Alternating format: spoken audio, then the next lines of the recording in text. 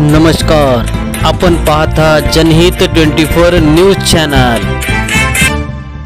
पाहूया यवतमाळ जिल्ह्यातील उमरखेड शहरामधील बस स्थानकामध्ये आढळला जिवंत बॉम्ब। पोलिसांच्या सतर्कतेमुळे कोणतीही जीवितहानी किंवा वित्तहानी झाली नाही। किंवा संवेदनशील ठिकाणी काही समाजकंटक लोकांनी बॉम्ब ठेवला किंवा दहशतवादी हल्ला झाला तर पोलीस विभागातर्फे कशा प्रकारे सामना करून ती कृती पूर्ण केली जाते याचं एक प्रात्यक्षिक होतं। आपल्याला माहितीच आहे, आगामी आता 26 जानेवारी त्यानंतर महत्त्वाचे सण उत्सव आहे। अशा सण उत्सवामध्ये काही समाजकंटक लोक बॉम्ब ठेवणे किंवा आतंकवादी हल्ला करणे असे घटना करू शकतात।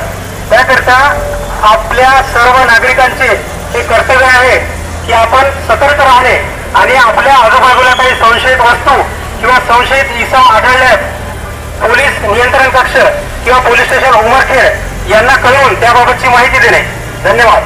भारत माता की जय, भारत माता की जय, जय जवान जय किसान। पोलीस अधीक्षक सरांच्या मार्गदर्शनाखाली आजची उमरखेड बसस्थानक येथे मॉकड्रिल घेण्यात आलेली आहे। वस्तुस्थिती अशी आहे की पोलीस बसस्थानक येथे बॉम्ब सदृश्य वस्तू ठेवल्याची आम्हाला गोपनीय माहिती मिळाली। त्यावरून वरिष्ठांच्या मार्गदर्शनाखाली बॉम्ब शोध पथक यांना व फॉरेन्सिक लॅबना तसेच अग्निशामक दल मेडिकल टीमला इथे पाचारण करण्यात आले तातडीने। तसेच QRTने सुद्धा येऊन तातडीने तिथे कव्हर करून बॉम्ब शोधक पथकामार्फत तो बॉम्ब निष्क्रिय करण्यात आलेला आहे। ही कारवाई अत्यंत वेळेत आणि कोणत्याही नागरिकांना कुठलाही धोका उत्पन्न न होऊ देता अगदी सुरक्षितपणे आणि तातडीने ही कारवाई करण्यात आलेली आहे।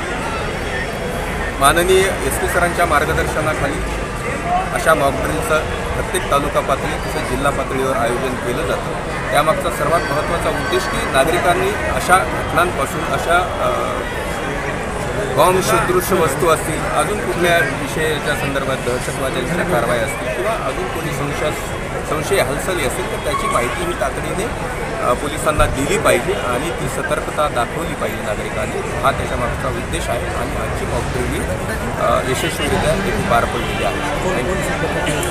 इथे बॉम्ब शोधक पथक यवतमाळ श्री गोंदिलवार साहेब PTI आणि त्यांची टीम आली होती। त्यावेळी बॉम्ब शोधक पथकाचे श्री PSI श्री परांडे साहेब आणि त्यांच्या टीमने तो निकामी केलेला आहे बॉम्ब। तर अशा